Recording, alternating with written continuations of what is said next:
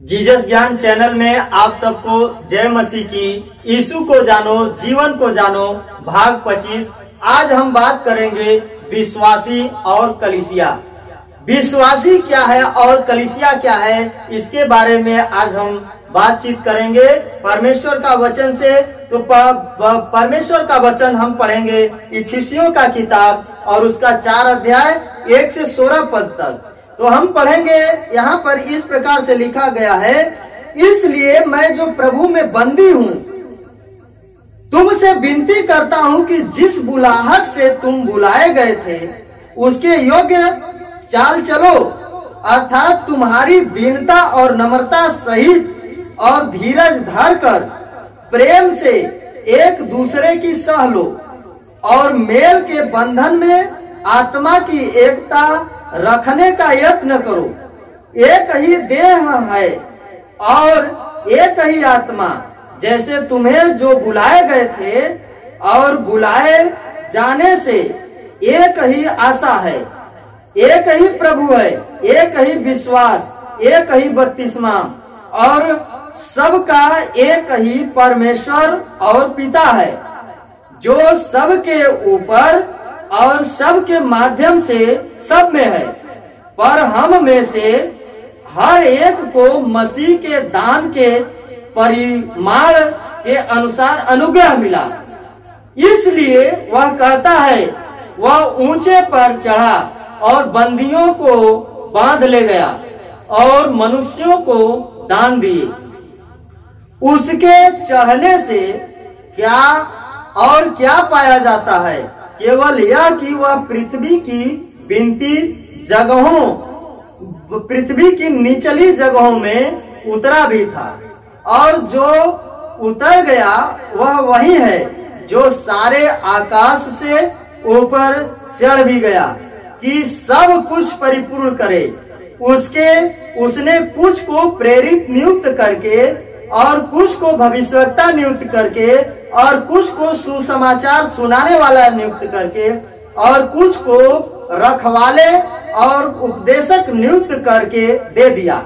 और जिस पवित्र लोग सिद्ध हो जाएं और जिससे पवित्र लोग सिद्ध हो जाएं और सेवा का काम किए जाएं और मसीह की देह उन्नति पाए, जब तक कि हम सबके सब विश्वास और परमेश्वर के पुत्र की पहचान में एक न हो जाएं और एक सिद्ध मनुष्य न बन जाएं और मसीह के पूरे डिलडौल तक न बढ़ जाएं, ताकि हम आगे को बालक न रहें, जो मनुष्य की ठग विद्या और चतुराई से उनके भ्रम की नियुक्ति और उपदेश के हर एक झोंके से उछाले और इधर उधर घुमाए जाते हो, वरन प्रेम में सच्चाई से चलते हुए सब बातों में उसमें जो सिर है अर्थात मसीह में बढ़ते जाएं,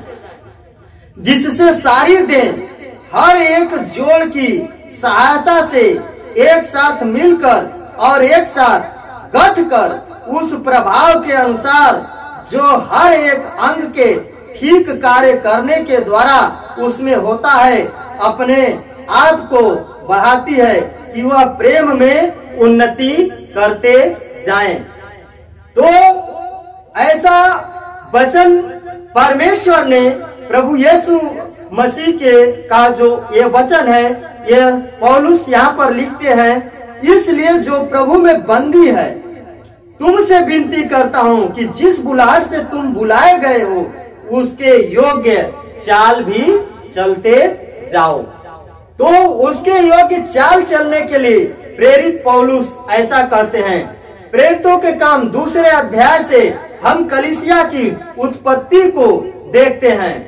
कलीसिया की उत्पत्ति कहाँ होती है और किस प्रकार से होती है?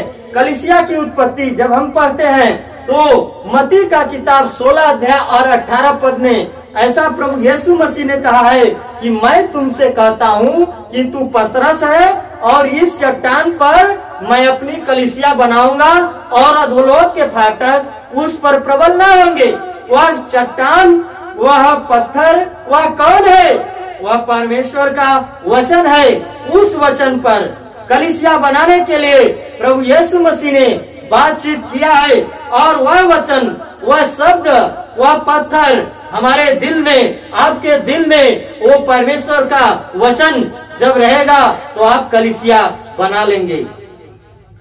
तो इसके अंतिम पद में इस प्रकार से लिखा गया है, जो उद्धार पाते हैं उनको प्रभु प्रतिदिन उनमें मिला देते हैं। प्रेरितों के काम 2 अध्याय में हम कलीसिया की उत्पत्ति को देखते हैं। इसके अंतिम पद में इस प्रकार से लिखा गया है, जो उद्धार पाते हैं उनको प्रतिदिन उनमें मिला देते हैं। प्रेरितों के काम 2 अध्याय और उसका 47 पद में, अर्थात जितने लोग उद्धार पाते थे, यीशु मसीह के ऊपर विश्वास करके उनमें मिल जाते थे, उद्धार पाते थे, उन सारे लोगों को प्रभु उसने क्या करता था, मिला देता था।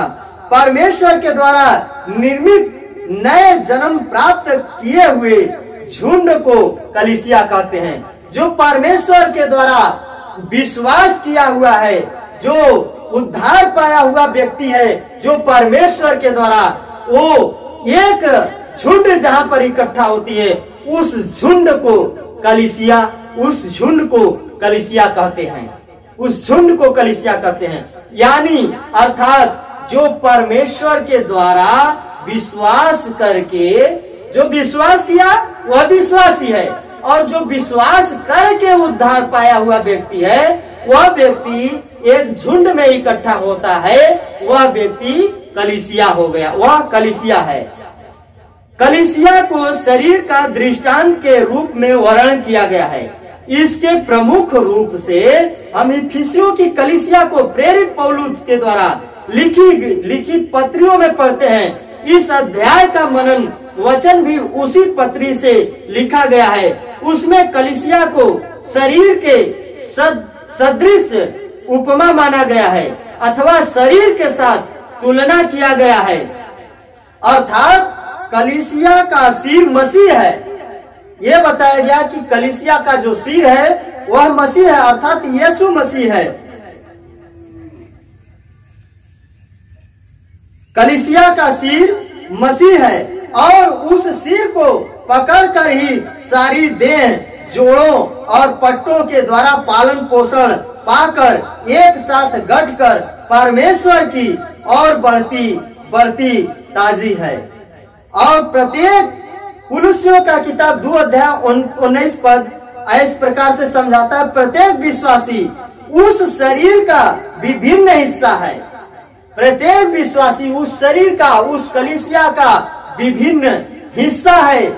जिस प्रकार शरीर के प्रत्येक अंगों को हम पृथक नहीं कर सकते हैं, उसी प्रकार प्रत्येक विश्वासी का आपस में पृथक न होने वाला उत्तम संबंध है। पीढ़ी दर पीढ़ी जो शरीर अर्थात कलीसिया से जुड़ा रहेगा वह जीवन पाएगा, अर्थात सजीव होगा। इसके अलावा प्रत्येक व्यक्ति का सिर अर्थात यीशु मसीह से संबंध होना आवश्यक है। इफिसियों 4 अध्याय 16 पद बताता है। यह वहां पर इस प्रकार से लिखा गया है, इसमें इसके बारे में स्पष्ट रूप से लिखता है कि सारी देह हर एक जोड़ की सहायता से एक साथ मिलकर और एक साथ गठकर उस प्रभाव के अनुसार जो हर उस अंग के ठीक ठीक प्रेम में उन्नति करती जाए। इस पद में कुछ प्रमुख बिंदु हैं जो ध्यान से देखने योग्य हैं। परमेश्वर ने कलीसिया के आत्मिक बढ़ोतरी के लिए तथा पवित्र लोगों की स्थिरता व मजबूती के लिए 5 सेवकों को नियुक्त किया था। उसने उसके कलीसिया उपदेश शरीर कलीसिया के प्रत्येक अंग विश्वासी में एक हो। परमेश्वर के पुत्र यीशु मसीह के बारे में जानकारी होना और उस जानकारी में बढ़ते जाना विश्वासियों को पुरुष तत्व को प्राप्त करना, यीशु के संपूर्णता में उम्र का नाप को प्राप्त करना अर्थात मसीह की संपूर्णता में बढ़ते जाना। शैतान की चालों जैसे धोखा, बहकाना, युक्ति, गलत उपदेशों में अस्थिर न होना। प्रेम में संवाद हमेशा प्रेम और सत्य में होना है। सभी क्षेत्रों में मसीह के सिर तक बढ़ते जाना है। कलीसिया का एकता में रहना है। कलीसिया विश्वासियों का प्रेम में बढ़ते जाना है। कलीसिया के विकास के लिए उपर्युक्त इन पदों का आधार मानकर दो प्रमुख घटक बताए जाते हैं, वो ध्यान देने योग्य हैं। संगति नया नियम का एक प्रमुख सच्चाई है। संगति 1 कुरिन्थियों 1:9 में प्रेरित पौलुस ऐसे लिखते हैं कि परमेश्वर सच्चा है, जिसने तुमको और अपने पुत्र हमारे यीशु मसीह की संगति में बुलाया है। अतः हम यीशु मसीह की संगति में बुलाए गए लोग हैं।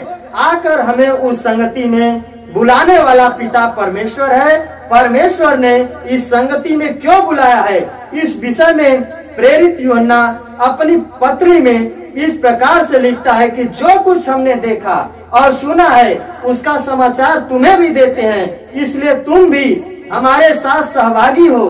और हमारी यह सहभागिता पिता के साथ और उसके पुत्र यीशु मसीह के साथ है। 1 यूहन्ना 1:3 अतः पिता परमेश्वर और पुत्र यीशु मसीह के साथ निरंतर संबंध को बनाए रखने के लिए परमेश्वर हमें उसके साथ संगति करने के लिए बुलाया है। तो हम सब जितने विश्वासी हैं, जितने भाई बहन हैं, हम सबको परमेश्वर के संगति में बुलाए गए लोग हैं। हम जो विश्वासी हैं और ये जो बुलाया गया हम सब झुंड हैं, यह कलीसिया है। और ये कलीसिया का जो सिर है वह यीशु मसीह है। तो परमेश्वर इस वचन पर आशीष दे। God bless you.